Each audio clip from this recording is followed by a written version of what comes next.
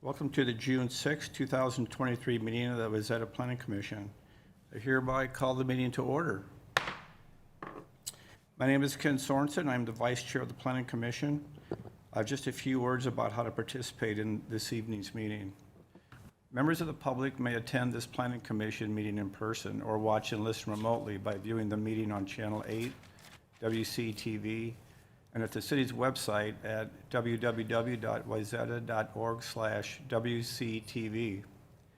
Public comment during the public forum and/or public hearing portions of the meeting may be provided in person at the meeting in advance or by logging into the Zoom call and raising your hand during the public meeting.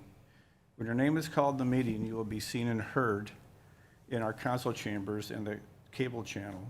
You will be asked to unmute, and then you may begin your comment. All public comments must include your full name and address. The city encourages comments or questions about items on the agenda. When possible, request that you submit them in advance by emailing publiccomment@wayzata.org, calling city staff, or mailing Wayzata City Hall. Okay, first on our agenda is the roll call. So Director Gellner, could you please call the roll? Yes, Commissioner Severson. Here. Chair Sorensen. Here. Commissioner Merriam. Here. Commissioner Elg. Here. And Chair, please note we have absences from Commissioner Schwalbe, Douglas, and Stockton this evening. Okay. Thank you, Director Gellner. Next on the agenda is approval of tonight's meeting agenda. Does anyone have any questions or proposed changes to the agenda? Okay, if not, may I have a motion to approve the agenda as presented? So moved. Thank you, Commissioner Merriam. May I have a second? Second, Severson. Thank you, Commissioner Severson. Further discussion? All those in favor say aye. Aye. Those opposed, nay. The ayes have it. The motion passes and the agenda is approved. Okay, next on the agenda is approval of the consent agenda. This evening's consent agenda consists of approval of meeting minutes of May 15th, 2023. Does any commissioner have any questions or comments on any item on the consent agenda or wish to pull the item entirely? All right, can I have a motion to approve the consent agenda as presented? So moved. Thank you, Commissioner Elg. Second? Second, Commissioner Merriam. Okay, Commissioner Marion, thank you. Further discussion? All those in favor say aye. Aye. Opposed, nay. The ayes have it. The motion passes and the consent agenda is approved. Next on the agenda is the public hearing items. This evening we have 3 public hearing items, the first of which is application for impervious surface variance at 374 Ferndale Road West. Community Development, Gellner, could you please walk us through the application? Yes, and I will turn it over to Planner Quarles for the presentation this evening, Chair.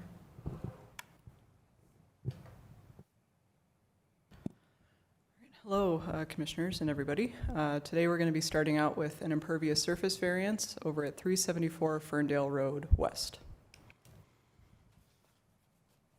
The project is located over on the west end of town in the center of the peninsula over by Harrington. The surrounding neighborhood is pretty homogeneous in terms of zoning and land use. All of the properties around are zoned R1A, low density single family, and all the property, guided that way, and then all of the properties surrounding are zoned estate single family. In terms of an aerial view, this is kind of an oddly shaped parcel in this neighborhood, but just to orient, the front yard is the north, the rear yard is the south. The home sits much more towards the south end of the property. And then we'll be talking a little bit about the neighbor to the west tonight, 378 Ferndale Road West. You'll note that it's a little tough to see on the satellite image, but you'll see it a little better on the survey. The neighbor's driveway does pass over the 374 Ferndale property, and that'll be a discussion point for this application. We always do the street view. It wasn't particularly helpful for this one because it's really wooded, but just to give you an idea of where we are in town.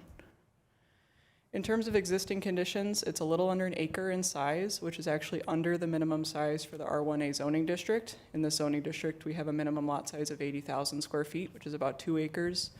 If you're familiar with our overall property layout over there, a lot of the properties on that south side of Ferndale over there are undersized, and this is one of them. The home itself, which is in yellow, is built in 1960 and has an existing rear patio, which is shown in blue. I noted that driveway earlier because currently the property is over on their hardcover.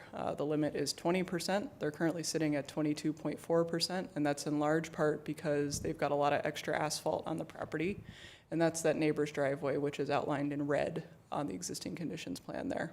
The lot coverage, which is the area of the buildings on the property, is 9.1%, which is under the limit of 10%. The development application is to take that patio in the rear yard and build a new one and add a pool. The only request that this comes with is an impervious surface variance to increase the current hardcover from 22.4% to 24.9%, in effect leaning into that nonconformity and increasing it. Just to walk through these images a little bit, there's a lot going on in the backyard. Some of it is modifications to the existing patio, some of it is the addition of that pool, and then there's some additional green space noted.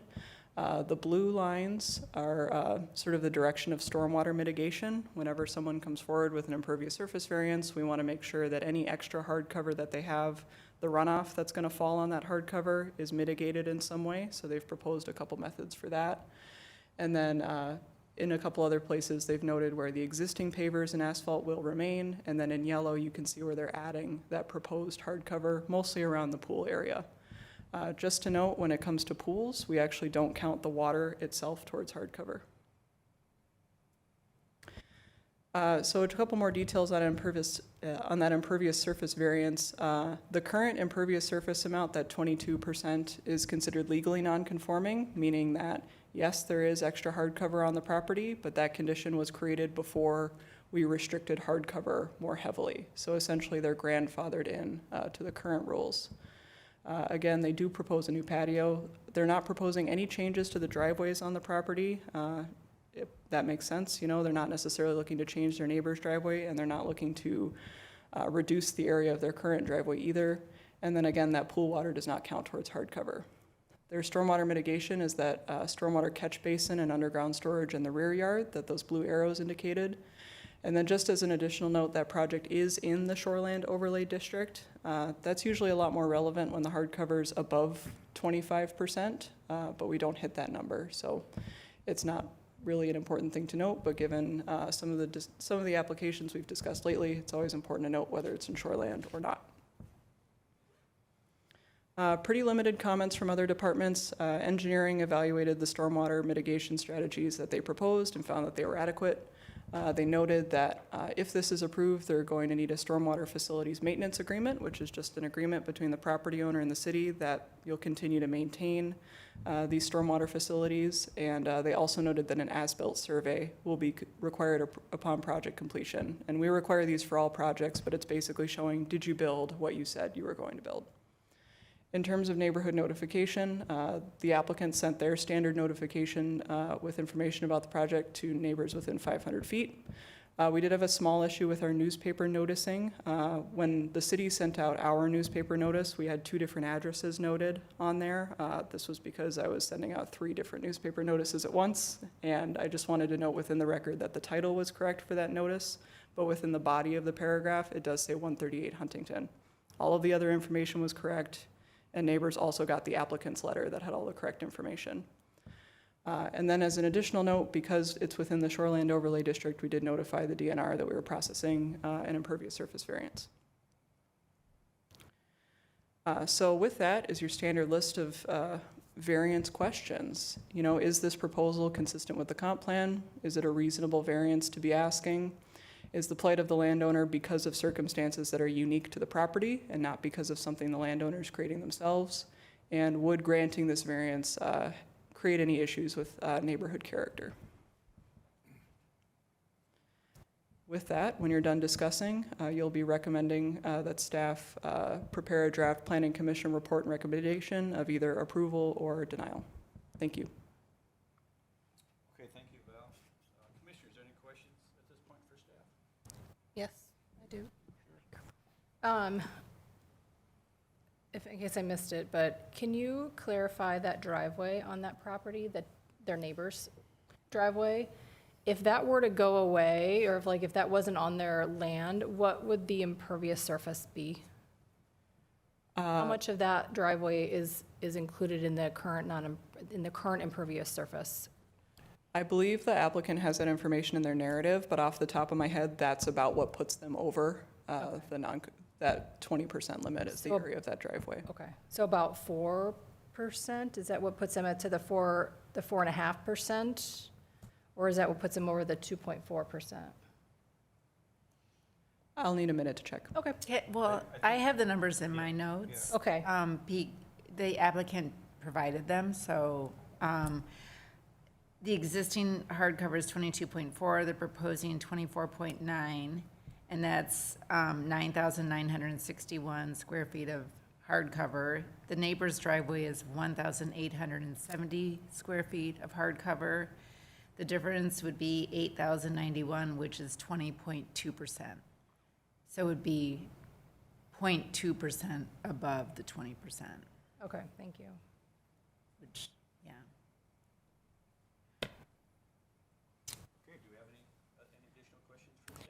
Chair, I think, is your microphone turned up or near you? No, I have a question for staff. I went over and looked at the property today, and can you possibly explain to me how the driveway, and, I mean, there's also trees that go across the property as well, that, it makes it look like this property is smaller than what it is, the way the trees are. And how does that happen? Can you, know? is the question more about the trees or about the driveway? Well, about both. I mean, we have a driveway easement across our property, and it's very, I understand why it happened. It's because of the way our property was subdivided, the driveway just happens to go across.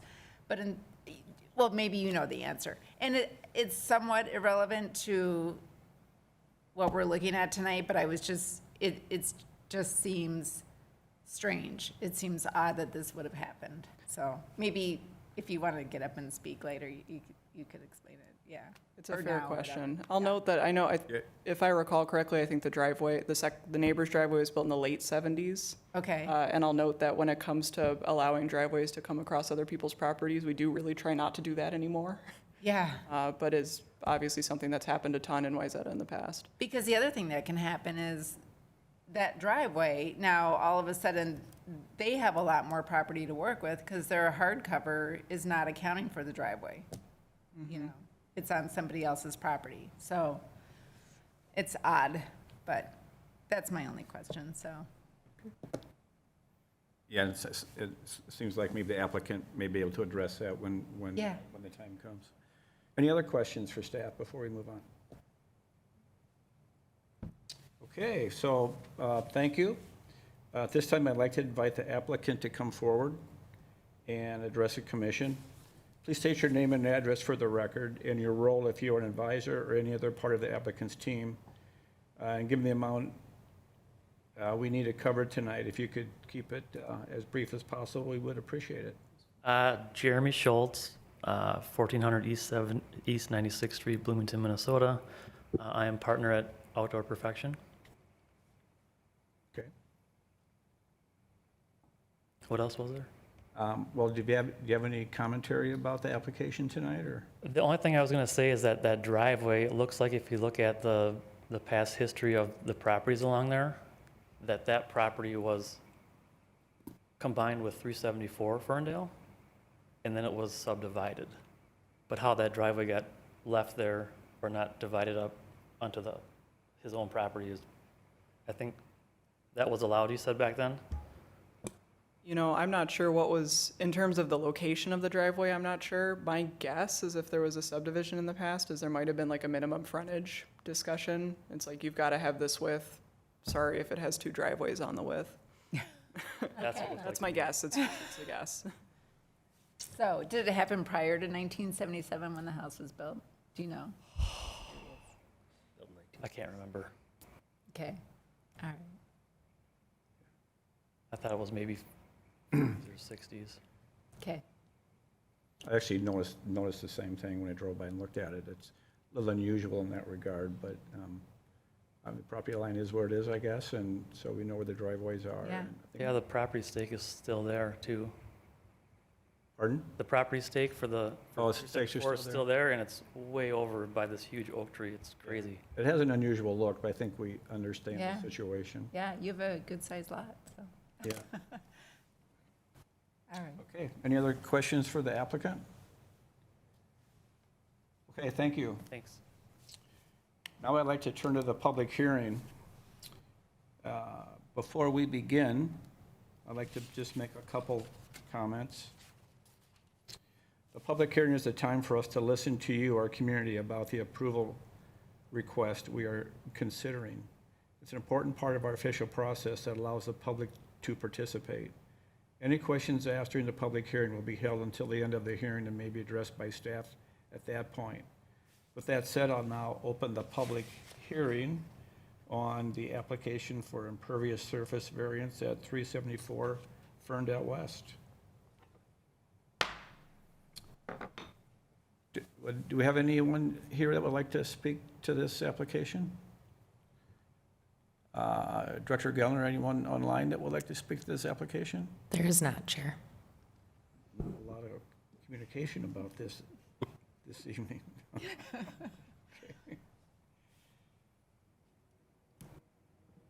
Okay, so seeing that we've addressed this issue, I'd like to close the public hearing and bring it back to the commission for discussion.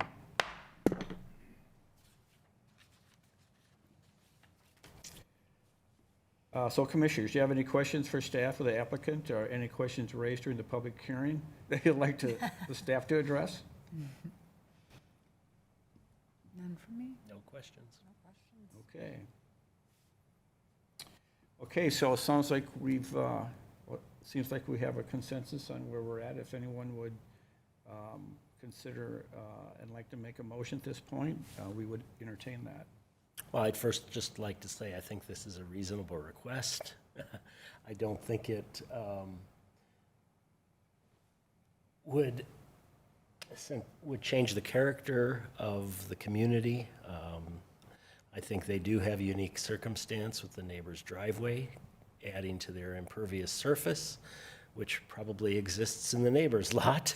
And I do think they have a reasonable runoff mitigation, water runoff mitigation plan. So I would be in favor of this Okay, thank you. variance. Commissioner Elk, I guess I jumped the gun a little bit. Any other Yeah. questions or commentary Well, from commissioners? I would just like to agree with everything he said, and I'll, just state that I also see the practical difficulty with that driveway easement running across their property and increasing their hard cover.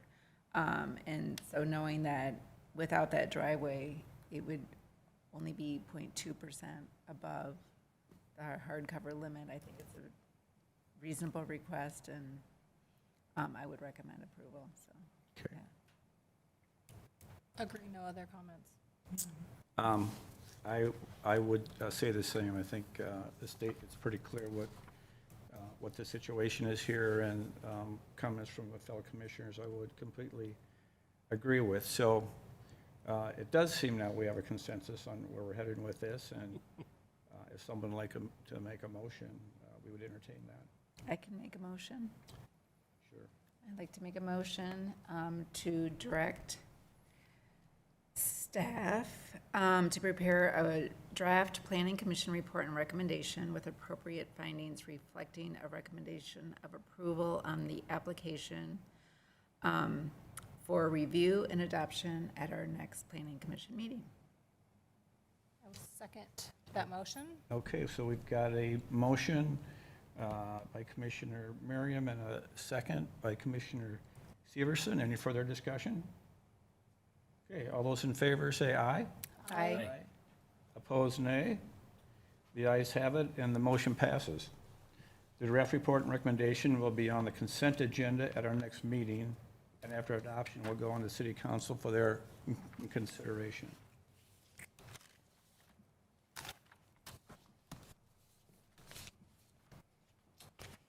So we will move on to the next public hearing item, which is application for impervious surface variance and parking area setback variance at 138 Huntington Avenue. So Director Gellner, or staff, would you like to take us through this application? Yes, Planner Corals will give this presentation as well, Chair.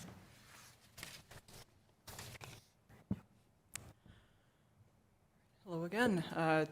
This next application is for the property at 138 Huntington Avenue South, and this one's for two variances, one for impervious surface and the other for parking area setback. The project is located on the east end of town this time, on Huntington, just south of Wayzata Boulevard.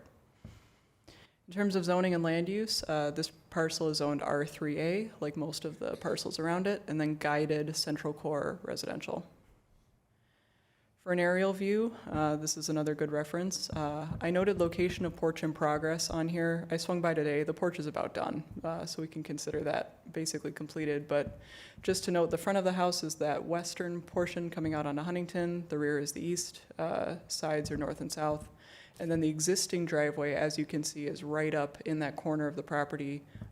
Hennepin County doesn't necessarily show the exact location of property lines. They're really close, but what they're doing is layering their GIS over satellite images, and that's not always going to be within, inches. So when it comes down to properties like this, you're going to see stuff where you think, oh, is that over the property line? And our survey shows that it isn't. So just to clarify that. In terms of the street view, both of these are standing on Huntington. The first is if you're standing at that upper corner of the property and looking southeast, and the second is if you're standing at the lower portion of the property and looking northeast, both showing that existing driveway. When it comes to existing conditions, this sits at about 7,800 square feet, or about 0.18 acres. This is under the minimum size for R3A, which is 9,000 square feet. This neighborhood has a lot of undersized, oversized, everything in between lots for R3A. The home itself was built in 1920, but has definitely been modified and I think enlarged a couple of times since then. The current home, which is outlined in orange, does not conform to the 10-foot side setback for R3A. And to that end, because that upper square there is the garage, the current driveway does not conform to the 10-foot driveway setback that we typically ask driveways to be set back from the rear yard by 10 feet. The driveway contributes to another condition of non-conforming hardcover, a little bit like the last one. The limit in this district is 35% hardcover, and this one is sitting at 40.94%. The driveway appears to have been paved sort of without regard to hardcover limitations. We think that it was paved when we already had hardcover regulations in place. We consider it an illegal nonconformity. That doesn't necessarily mean that somebody's going to jail. It just means that, somebody paved their driveway. And a lot of the time, people aren't necessarily going to go to the city just because they're going to add some asphalt. So this is a thing that happens, but, when it comes to improving the property, this is also an opportunity to address that nonconformity. And then the lot coverage on the survey in front of us is 24.28%. The limit is 30%. That survey shown doesn't include the recently completed porch that I mentioned, but even with the porch, they're still conforming with lot coverage. The development application is to take that current driveway and to reconstruct it with permeable pavers, and then to make a couple other modifications around the property. Extremely minimal, but the big thing is reconstructing the driveway. So the variance request in front of us is actually to decrease the current non-conforming hardcover from 40.94% down to 38.3%. Because this is still a non-conformity, we're still processing a variance. This isn't the only time that this planning commission has seen a variance like that in the past. I think the 341 Ramsey project is another one where overall they decreased some things, but because they were still non-conforming, we processed a variance. And then I noted that parking area setback, that driveways need to be set back 10 feet from that side yard. And this is, again, another opportunity to just remedy that and entitle that driveway as is. So cementing the fact that this isn't 10 feet from the side yard, this is 1 foot from the side yard. So this is a little bit of a broader view of those proposed conditions. You can see up in blue on top is that pervious paver driveway, and that's not only on their property, that also extends out to the street all the way, so you'll see some public works comments to that end. The current house is in orange. That covered porch that I mentioned that is now about done is not in orange, but it's in white just on the front of the house. And then you can see that they've got a new deck on the back. We don't count decks towards impervious surface if it's got grass underneath it, basically, because water can fall right through the slats of the deck. But you'll see they do have some concrete stairs leading up to the deck there, so that's all included. So again, that impervious surface variance is an overall decrease, but it is still non-conforming, so that's why we're processing the variance. Overall, the difference in hardcover is pretty small. It's about 200 square feet between the current and the proposed, but because this is such a small lot, that does actually size up to that 2% in total. In terms of stormwater management, it's all located on that pervious paver driveway. The idea is that when you have pervious pavers, they hold all that extra runoff sort of in the driveway under those pavers and then lets it out slowly instead of everything just running down the street. And then this particular project is not in the Shoreland Overlay District. So when it comes to the parking area setback variance, as I mentioned before, 10 foot's required, 1 foot is what is requested, and that is just to keep it the exact same as is current, but they are reconstructing the whole driveway, hence the variance. And again, that driveway location is pretty driven by the garage location, which is up on the north end. Engineering also found that this one showed adequate stormwater management for improvements. We typically won't put these in front of you until they do show adequate stormwater management for improvements, but it's worth noting. This one will also require a stormwater facilities maintenance agreement and also a driveway permit because they're coming out to the right-of-way and technically doing work on city property, which is common for driveways given that they come all the way out to the street. And then this applicant also sent out the standard neighborhood notification. And these are, again, our standard questions, which, given that we talked about them about 15 minutes ago, I think I'm going to not go over again. Thank you. Okay, thank you. Commissioners, any questions at this point for staff? I have some questions, if I may. So just to make sure that I understand this fully, they're changing the driveway from asphalt to permeable pavers. If they were only doing that, would they be reducing their impervious surface, or would it just remain the same? I believe that would still be a small reduction in their impervious surface. So they get credit for having permeable pavers in the hardcover calculation, or they do not? The way that our code is set up when it comes to credit for permeable pavers, that depends on whether you're in the shoreland district or not. If you're in shoreland, there's a credit. If you're not, we ask for stuff like permeable pavers if you're getting a variance regardless. So when we say 40% hardcover or 38% hardcover, that includes everything. There's no credits. But the pervious pavers are still an important part of the application because they mitigate all that extra hardcover. Okay, so they're not asking, so this application isn't asking for additional impervious surface because of any additional decks or anything like that. It's just because they were already over, and now they're gonna still be over, but they're changing so they're making the situation better by putting in the permeable pavers. Yeah, Yes. yeah. So the whole question is how the setback got the way it did initially, but we, once again, I guess it is what it is. And the applicant purchased it, the home, I mean, it was already that way when they entered into the situation, correct? Mm-hmm.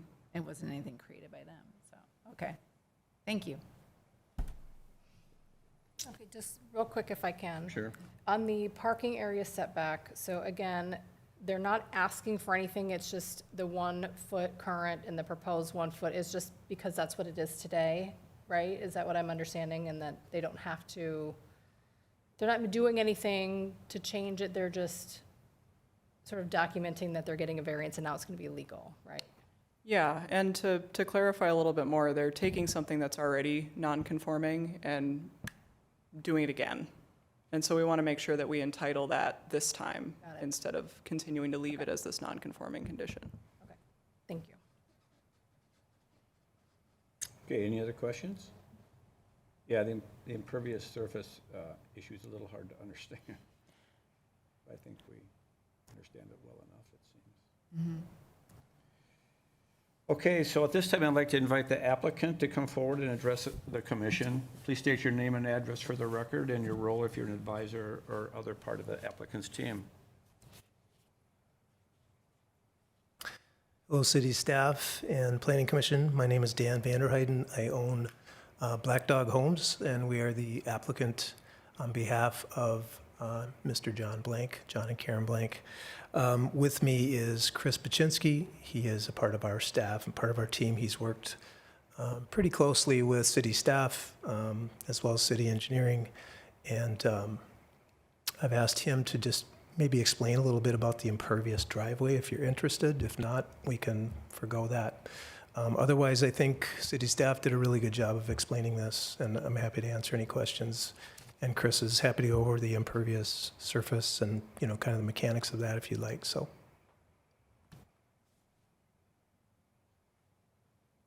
Hi, my name's Chris Baczynski, 14280 Estates Avenue, Apple Valley, Minnesota. The impervious surface or impervious paver driveway is essentially, we're creating a storage system for water underneath our driveway. It'll be roughly an 8-inch deep rock bed that will have area to roughly about 40% void space that water can be stored in there. We'll have pavers on top that are permeable, as well as roughly a 3/8 inch gap that allows water to roll over there and drain down into the storage basin. We had our engineer run the calc, because I know you asked about that. And essentially, if they did give credit for the permeable pavers, it would reduce our hard cover down to 23 and some percentage points. So, yeah, if you guys have any other questions on that. Okay, thank you. Yeah, commissioners, any questions of the applicant? What's the current setback of the garage? It is roughly the same as the driveway. I think the garage door is roughly 2 feet off the corner of the garage. So to maintain, you know, reasonable access to that garage, you know, if you were to pull it back, it's not there. So if you weren't asking for this variant, or to prevent yourself from asking for this variance, you could just tear out the driveway and have dirt go to the ground, right? Essentially, the which, solution. you know, adds to runoff and silt and Yeah. everything getting into the water system, which, you know, we designed this system to stop all of that. Sounds like a really good solution. Yeah. Yeah. So, Okay, do we have any other questions of the applicant? Okay, thank you for your input. Thank you. Okay, now let's turn it to the public hearing. Just a couple of comments. Again, this is a chance for us to listen and learn from our community, and any questions asked during the public hearing will be held until the end of the hearing and may be addressed by staff. So with that said, I'd now like to open the public hearing for the application for impervious surface variance and parking area setback variance at 138 Huntington Avenue South.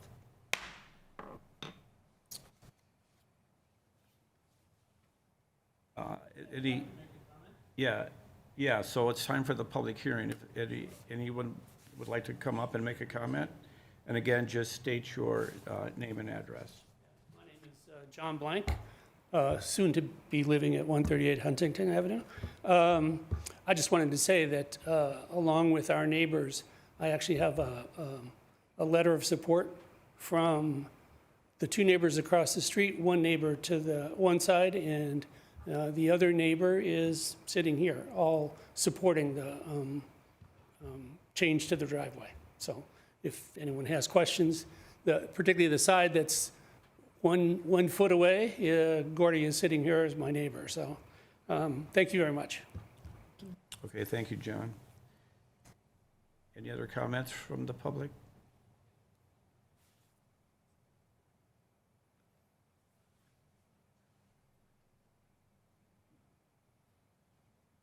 It's Gordy Straka, and I live at 130 Huntington, right next door.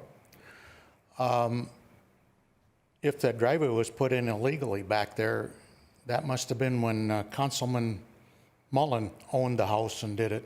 So that's when that would have been done. You can put that on the record. But also, and just got a question about these impervious pavers and them gonna want to trap the water to go down. I sit about 2 feet lower. There's a wall right there by his driveway and my yard starts there. Now what happens when that water goes down there and there's more water than can sit in the impervious pavers? Does that end up then working its way through to my yard? I've had real good luck with the blacktop there, and when the water runs, it runs out to the street, and the street, it goes down to the stormwater drain, and had no problems. We haven't been there 54 years. And it was just a question, as you talk about these impervious pavers all the time and the water going through them and down into a bed. Okay, when the bed's full, where does the water go? It's a question. But the driveway's been there, I don't know, 54 years I've been there, the driveway's been there. Probably wasn't always blacktop, but like you say, when it was blacktopped, it was probably when Mullen lived there. So, but we as a neighborhood, should be no problem. They need the driveway to get in and out of their garage, and it is right next to, the house, the property line, which, they just sit a couple feet away from it. And the house was there, built back in the 30s, I think. And then there was a contractor came in there and enlarged it, but he didn't come closer to the line. He went south or east and west. He made it longer, but he didn't move it any closer to the property lines when they did that. So that was all I have to say. Thank you. Okay, thank you, Gordy. Any other comments from the public on this topic? Community Director Gellner, do we have any members of the public on Zoom who would like to comment? Chair, we do not. Okay, thank you. Seems that we've covered the public and the Zoom participants, I'd like to close the public meeting and bring it back to commissioners for discussion. Commissioners, do you have any questions for staff or the applicant at this point, or any questions raised during the public commentary? I'd like to ask, Mr. Straka commented on where's the water gonna go? And, that's what engineers are for. So I just would like to ensure that whatever design is being used, that it is reviewed, considering, with that factor in mind, that with that in consideration. I'm sure that they do, but let's make note of it if this gets done, Okay, so that you don't have water on your property. okay. Any other comments on this application from commissioners? I think it's a reasonable request if they're taking their impermeable surface down from way non-conforming to maybe a little less non-conforming. So I get it. I understand why they're asking for it and would be in favor of it. Okay. I am in favor of this, and I'm not an engineer, but I would assume if there was a lot of water, the idea is like any other water runoff area, the idea is that the water continues to leach into the soil and continues to sink, and if it does exceed the amount that is held there, the driveway would have some slope or grade of some kind, so it would still go towards the street. That seems to me would be any common engineering design. So I think the request is reasonable. It's already close to the neighbor, so it doesn't really change the setbacks. So I think it's a reasonable request. Okay, thank you. Yeah, and in answering those questions, it's not created, the situation's not created by the landowner. or the circumstances, and the variances will not alter the essential character. In fact, the character will remain the same. Maybe even pavers are an improvement. They are an improvement, I would suggest. So I would recommend approval on this as well. Yeah, my thoughts are very similar for the reasons stated, and I like the fact that we're improving and updating residences in this neighborhood. It's an area that has some newer homes and some older homes. I think it's going to be an improvement and meets the criteria that is in front of us. So with that said, if any commissioner would like to make a motion, we would certainly entertain that. I can make a motion this time. Okay. Want to take me to that page, Val? Sorry. You can start there. So I will make a motion to have staff prepare a draft planning commission report and recommendation with findings of approval of the application for review and adoption at the next planning commission meeting. Did I get it right? Okay, thank you, Commissioner Severson. Okay Second. with that? Elg seconded it. Okay, and second by Commissioner Elg. Okay, any further discussion? Seeing none, all those in favor say aye. Aye. All opposed, nay. The ayes have it, the motion passes, and the draft report and recommendation will be on the consent agenda at our next meeting, and after adoption, will go on to City Council for their consideration.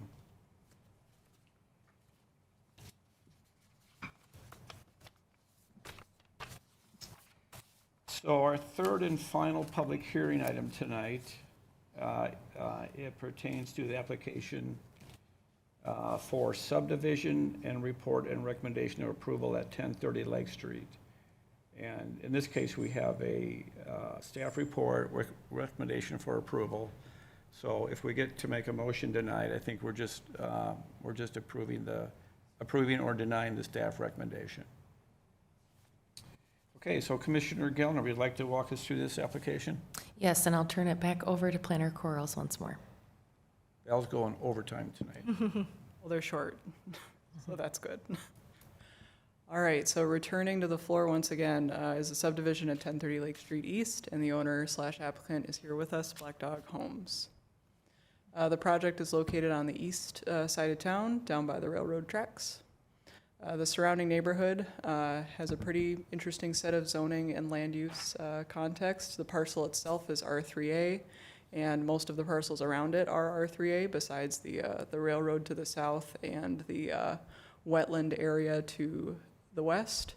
In terms of comp plan guidance, that's where things get a little interesting. This whole section of the south side of Lake Street is low-density residential, versus everything to the north is central core residential, and then a couple of other land uses surrounding that as well. This is an aerial view that will also look familiar. Lake Street to the north, railroad to the south. That wetland sits on the west side of the property, and then the existing home and detached garage are up on the hill. And then this is a little bit broader of a view of the neighborhood for context. This is a little bit of an outdated street view, but you can see that from the first picture. This is if you're standing up at the corner of the property looking down at the garage and at the existing home. That one up in the corner there is if you're standing by the wetland and sort of looking across it on the railroad track side. The smaller one is also from Lake Street near the wetland, and then the bottom long one is, standing as far back as you can to try to see the whole property, which is hard. It's very wide. In terms of background, the existing home was built in 1903 and has a detached garage. There's that wetland there, which takes up a pretty big part of the property and is adjacent to that railroad. It's a pretty substantially sized lot. It's about 1.12 acres, and it has a whopping 338 feet of frontage on Lake Street. The development application request in front of us is for a major subdivision. This is to subdivide the current parcel into just 2 parcels. This would involve demolishing the current home and garage and then building a new home on each parcel.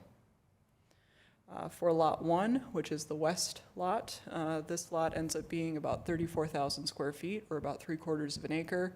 It does include that 15,000 square foot wetland, which also has a 20-foot wetland buffer, which you can't develop on. The purpose of the wetland buffer is just to maintain a vegetative edge to the wetland and to control erosion and to make sure that the water flowing into the wetland is of good quality. The lot overall slopes from east to west. The curb cut that they've proposed, which you can see outlined in black up on the side there, is located to accommodate the speed bump on Lake Street over there. And then this is a home that's proposed to be built by Black Dog Homes and sold by Black Dog Homes, which is a little bit different than the other home that we'll talk about. On lot 2, the east lot, this one sits at about 15,000 square feet. It does have a new curb cut. The current cut does not meet city standards. We just talked about parking area setback variances. This new curb cut is located a little further from the property line so that it complies. This site is graded to slope from north to south, so from the street towards the backyard, and then from the backyard towards the wetland. This is a home that would be custom built for a future owner, so we're showing a footprint here, and this is what a home could look like here, but you should consider it as a preliminary sort of footprint just to give you an idea of what might be able to be built within the setbacks. This one will likely require future stormwater mitigation. If they end up doing sort of a sprawling style house, there's a 25% hardcover limit, and the proposed sort of preliminary footprint that they've shown us plus driveway puts them over that. That 25% hardcover limit is a shoreland district specific thing. So this is finally, after all the applications we've reviewed tonight, where this becomes relevant. If you have, in this zoning district, you're allowed up to 35% hardcover without a variance. However, the Shoreland Overlay District wants you to stay at 25 or less. So if you've got a property that sits between 25% and 35%, you have to mitigate that extra stormwater, just like someone who is applying for a variance would do, but there's no variance process. It's just through the Shoreland Overlay District. So if there are questions about that, let me know. And then just to note, I noted on both of these that the setbacks are 20 feet in the front yard, 20 feet in the rear yard, and then 10 feet on the side yards. In terms of the wetland and the stormwater, that 20-foot wetland buffer is a really important part of this, and this site plan does comply. The proposed home footprint on the wetland parcel even gives a little bit more room from the buffer. It doesn't go right up against it. Like I said, all of that drainage is proposed to sort of flow south towards the back and then over to the wetland. There's no new stormwater mitigation proposed for Lot 1 because it's pretty big and it's not really coming up against those hardcover limits. And then as we mentioned, Lot 2 is probably going to need stormwater mitigation in the future. And that stormwater mitigation is something that we would evaluate through the building permit process with whatever specific home ends up being designed and proposed and approved by staff. Trees were a really important part of this application the first time around, and they continue to be a pretty important part of this application. I really hope we've got good colors on our monitors this time around. All those red trees, not the red trees with text, but the little red circles, are trees that are to be removed. They're currently on the site and they would go away. This does include ash trees, which have that sort of purple outline around them. Ash trees are not something that we really consider quite so much in all of our overall tree calculations because honestly, with most of the ash trees, we kind of just want them gone anyway, which is heartbreaking and we hate it, but we also don't want to promote the spread of emerald ash borer any further. So when it comes to ash trees, if your tree is dead, diseased, dying, that's not something that we're including in your overall tree calculations. Those green circles with the black outline are the trees that are to be preserved. You'll see a lot of those are within that wetland buffer specifically, as well as in the front yards of these properties. Some of those trees may or may not end up being impacted by a driveway. Currently, the driveways are located to impact as few trees as possible. If they do end up being impacted, that's going to affect their overall tree escrow and fee in lieu of replacement numbers that they have to give to us. And then previous removals are noted with a little blue circle for each of those. It's small, but it's part of their existing tree survey. And if you'll remember from the previous application, before this lot was sold to Black Dog Homes, the previous owner was thinking of developing, and so they removed a ton of trees. And the agreement was, okay, we're going to remove trees, but it's going to count towards whatever application happens in the future for this property, even if it wasn't that owner. So those blue trees are accounted for in all of the tree tree escrow, tree preservation plan numbers. In terms of tree replacement, those red trees with text next to them are trees that are proposed to be planted. They're proposed to be 6-inch trees. As a note, those conditions on Lot 1, which is the west lot, are the ones that Black Dog has the greatest control over because they're designing and building the house. The trees proposed to be planted on Lot 2 may shift with future owners' preference, depending on how they build their home. However, you'll see that most of those trees are proposed along the edges of that property and shouldn't be too affected by whatever the footprint of that house ends up being. As I noted, that you don't have to read all these numbers, but I hope you read all these numbers. The tree plan does include those previous removals, like I mentioned. When you remove a significant tree, you've got to replace those tree inches or pay for replacing those tree inches 1-to-1. If you're removing a heritage tree, so great big oaks, maples, all of our finest trees, if you're going to remove one of those, it's a steeper penalty. It's a 2-to-1 ratio for those inches. And when those trees are 20, 30 inches in diameter, that adds up really quick. Because the fee in lieu of planting, if you're not able to replace those on site, is $160 per inch. As I mentioned, dead, diseased, and dying trees are excluded. That includes ash. And then overall, as a note, when compared to the previous proposal, there are overall less tree removals proposed, which makes sense. There's going to be less building overall when comparing a 3-lot subdivision to a 2-lot. And to that end, there's less of a fee in lieu required.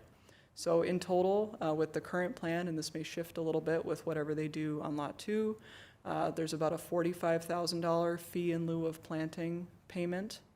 And previously, I don't remember exactly what this number was, but it was $60,000, $70,000, something like that. So the idea being they're able to plant a couple of more trees, they're able to remove a couple of less trees, and overall have a smaller impact on the overall tree situation on this lot as compared to the last proposal for 3 lots. From the engineering department, they noted that the 2 parcels are going to be served by existing water and gravity sanitary sewer mains on Lake Street, and that both of those systems have adequate capacity to serve the additional residents, because even though this is a 2-lot subdivision, we're only getting 1 more home in total. The wetland does require that 20-foot buffer. The plan complies as shown. All of the curb cuts proposed must comply with city standards, so they comply now. But again, if any homeowner who is custom building in the future wants to change something, they still have to comply. And then any future stormwater mitigation on Lot 2, which is that lot that we think is going to go over 25%, will still require city approval. My placeholder is still in here. The applicant sent their letter notification to residents within 500 feet before the meeting, as required. There's no neighborhood meeting required for this kind of subdivision, and we actually got no public comments this time around. I usually leave this as a placeholder in the presentation in case we do get public comments at the last minute. We actually did not, so they didn't state concerns over anything. In terms of the standards of your review, this is quasi-judicial, meaning that you look at the criteria, and if it's meeting the criteria, that's where the discussion happens. This one's a little different because we've already prepared the report and recommendation of approval. What you did for the other 2 applications was say, here's our recommendation, here's our findings, here's why we think it should be approved. This time around, this is an application and a property. I should be specific. This is a property that's been really thoroughly discussed by a lot of people over the past couple of months. And so we took our best assertion as what we think the findings are going to be for this particular project. So if you've reviewed the report and recommendation and you agree with it, that's what you'll be approving here. This is normally what you do on the consent agenda in your second meeting. We're just bundling it into this first one. So to that end, these are the normal primary questions you'd consider along with the subdivision, and this is what our proposed findings are, and you guys should discuss, or the commission should discuss whether that's something that you continue to agree with. So if the proposed subdivision fits the vision and policies of the comp plan, staff feels that the proposed residential use and the overall project density are aligned with the parcel's low-density residential land use designation. This was a big discussion point with the first application. As to whether the proposal relates redevelopment to the natural characteristics of the land, We thought that the proposed preliminary building pads, because they're located outside of the required wetland buffer, that's a pretty core part of preserving those natural characteristics. When it comes to trees, we thought that the proposed preliminary building pads, and particularly those driveway locations, do a good job of integrating into that existing tree canopy where possible. It's impossible not to remove any trees, but we think that they did their best. And then as to whether the proposal respects the existing scale and character and pattern of the city, we found that it's in character with nearby parcels, and particularly those on the south side of Lake Street in this neighborhood. And if you recall from the first time this application was reviewed, there was a lot of discussion as to what constitutes the neighborhood, what constitutes immediate parcels, whether it's across the street or on the south side. And with this 2-lot subdivision, with these larger lots, it really fits in very well with those south side of Lake Street parcels. So with that, we have drafted that Planning Commission report and recommendation, and it's up to you to review and adopt it after the public hearing and discussion. Thank you. Okay, thank you for that presentation. Commissioners, any questions at this point for staff? I do have a question, but I'm just curious, does the tree replacement policy take into consideration the viability of a tree? Yep, so that's where that dead, diseased, and dying provision comes into it. If you have a property and your tree is already on its way out, we recognize that it doesn't make sense to penalize you for removing a tree that should be removed. So those are not included. And those kinds of examinations are done in... Yep, so whenever someone puts together a proposal that's going to affect a larger number of trees, we ask them to do a tree survey. So someone goes out and looks at all the trees, species, that diameter in tree inches, health, and then our city forester also looks over that survey and ensures that it's correct.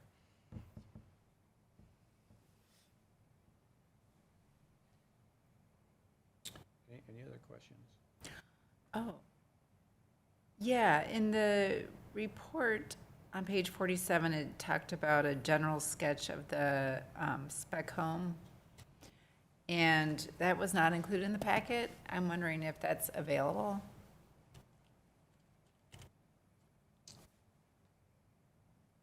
Give me just a minute on that. Okay, So a general sketch of, yeah. You mean on the east lot? The spec home, Yeah, the one there on the is- east side. There is a perimeter sketch. Oh, but there's no picture of there's no rendering of what it would look like? They have no from- clue. So that's what the general sketch is referring to. When I think of a sketch, I think of a drawing of something, not just the, Commissioner Merriam, on page 47, I believe that's the applicant's narrative. okay, And I'll ask them to clarify when they come up, but I Okay. think that might be a That'd be similar sketch to what was submitted the first time around for that home. So I don't know that that was, I can't confirm that that was resubmitted with this application, but we may still have it on file from the first one. yeah, I just, But I'll ask them to I was just clarify. curious, so. It's a good question. Thank you. I have a quick question. Okay, lot number 2, you talked about the hardcover limit because of the shoreline overlay being at 25%. Can you clarify when you say that the shoreline overlay district has an additional requirement? And then is that a variance that we're going to have to approve, or is that just something that they're going to have to get through building? I think you said building permits, but can you clarify? I think you've about got it, but basically the way it's set up is if you're over that zoning district limit, that 35%, that's when they come to this group and ask for a formal variance. If it's between 25% and 35%, that means they just have to go through engineering and put together those stormwater mitigation strategies like catch basins and permeable pavers and that sort of thing. Okay, so that, they're not going to have to come back to us and get another variance. They'll just work with city engineering. Unless they decide they want to go above 35%. Okay, thank you. any more questions? Do you have a- Just a quick one. The estimate of $45,500 for the fee in lieu of tree issue, is that in addition to what was paid earlier? Yes, I believe we already have escrow. We already have, I think, $56,000 in escrow for the trees that were already removed. Okay, so it is in addition to?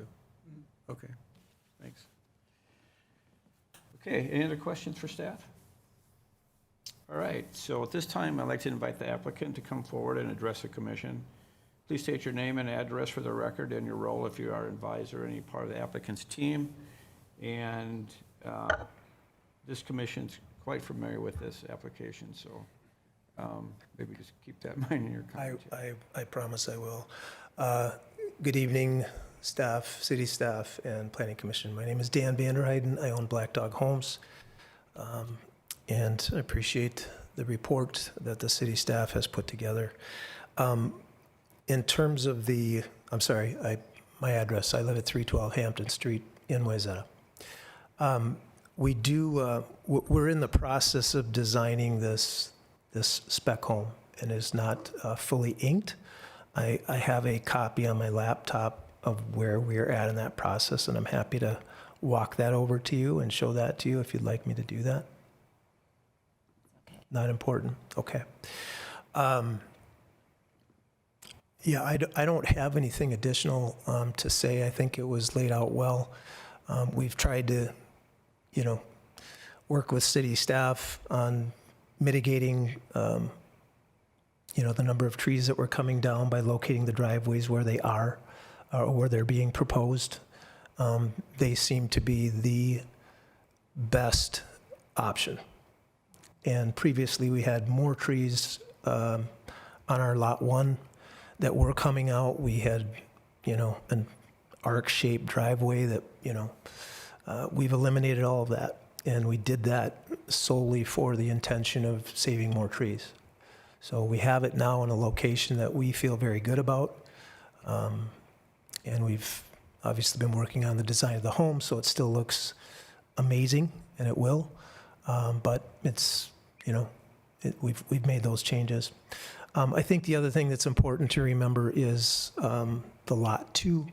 Val brought it up, mentioned it. I just want to reiterate it, that is a for instance, and that is all it is.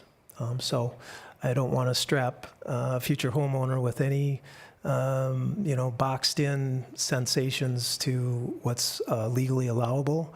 But having said that, we know the driveway's likely going to be where we're showing it, right? And all of that will get reviewed and approved by city staff and the building permit process as we go through each building permit application. So I feel like we're in a very good place right now. So I hope everybody else does.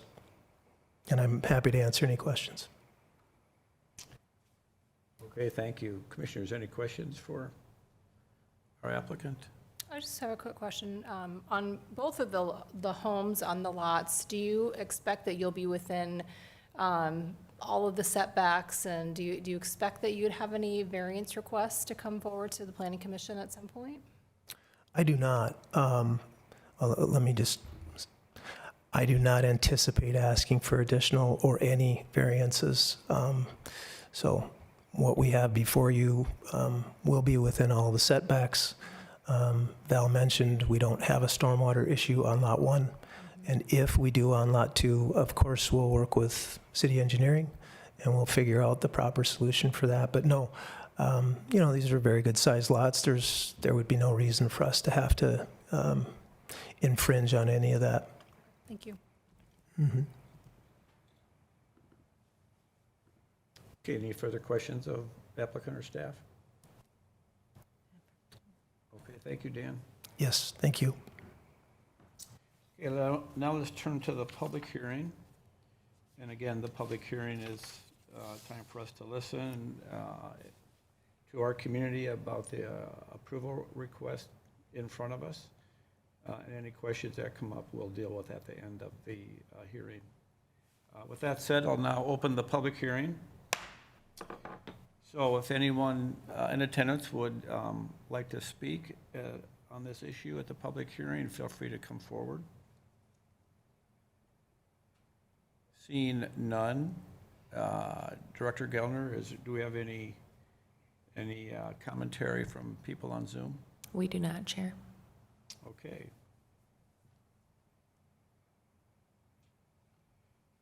Okay, so seeing we have no commentary on the public hearing, I will close the public hearing.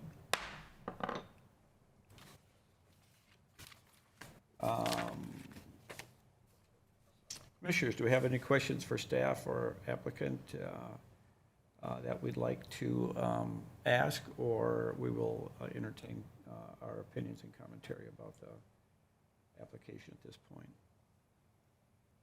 No further questions?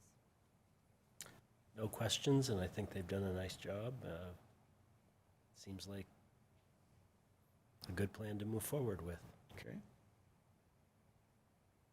Yeah, I agree. I took the feedback that we gave you a couple of months ago and reworked what I think is a much better use of the land, given the large wetland and how they've subdivided it, and don't expect to come back with any additional variances, so appreciate the work that you've all done and taking our feedback, and I think it'd be nice to have a couple of new homes in that space.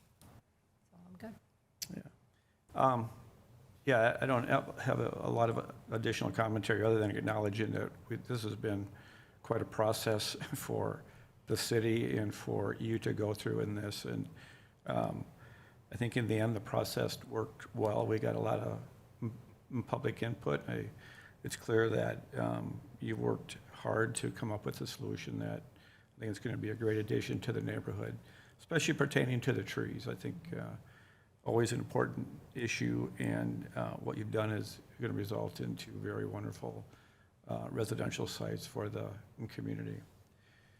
So with that said, and no additional comments, would someone like to make a suggestion on adopting this report? I can make a motion. I'd like to recommend approval of the draft Planning Commission report and recommendation with the proposed findings that reflect a recommendation of approval for review and adoption after, I thought I had it in my packet, and I'm going back and forth. I'd like to recommend approval of the draft Planning Commission report and recommendation with findings reflecting a recommendation of approval. Did I say I said approval? Yeah, Chair and Commissioner, I think that's fine. I'll just supplement that motion if it's okay. That draft report is on page 32, so it's really clear for the record that that's what your motion is, to approve that draft report there. Okay. Does that sound good? Yes. Great. That sounds great. Chair, I think you have a motion. Okay, so we have a motion. Do we have a Second. second? Sorry. Yes, second. Okay, second, Commissioner Iverson. Any further discussion? All those in favor say aye. Aye. Opposed, nay. So the 8 ayes have it, the motion passes, and this will now, Chair, this will go straight to City Council. yeah, go. Yep, go- won't be back go before straight to you. City We won't, Council. so we won't see this on the next, No, you've just adopted that report. Normally, that would come back, it would be drafted by staff based on your direction, go on your consent agenda. This one's going straight to council. Okay. Express. So again, thank you applicant and staff, and with all the participation we had in this application this evening. Okay, so now we'll turn it over to other items. Director Gillen, would you like to lead us through these items?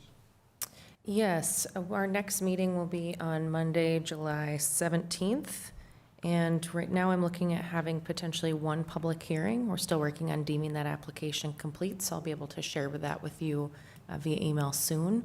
And then our meetings in August will be, I believe, the 2nd and 4th Tuesday or Mondays of the month, because of just the way the days fall in August. I'm sorry, so what days? So let's go to the What day? last page. I can pull up the calendar for you. 21st. So our dates in August will be August 7th and 21st. Yes, thank you. Thank you. And then no meeting, of course, on the week of July 3rd, 4th. We just proactively canceled that, knowing that schedules would be tough. Okay. And so then our meeting calendar should be fairly straightforward through the remainder of the year, but just note that on Labor Day week, there is a change to that date as well. To this Wednesday. Yes. And if we don't have agenda items, we'll just cancel it. I'll let you know ahead of time, but at this point, it's scheduled for a Wednesday. Wednesday, the 6th of September. Yes. Instead of Monday.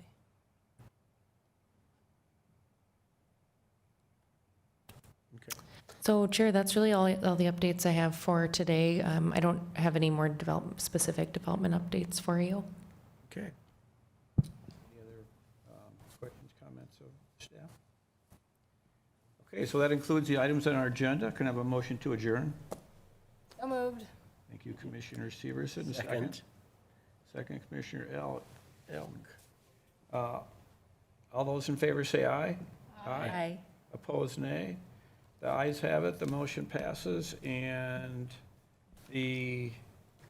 what's today? June 26, 2023, Wayzata Planning Commission meeting is adjourned.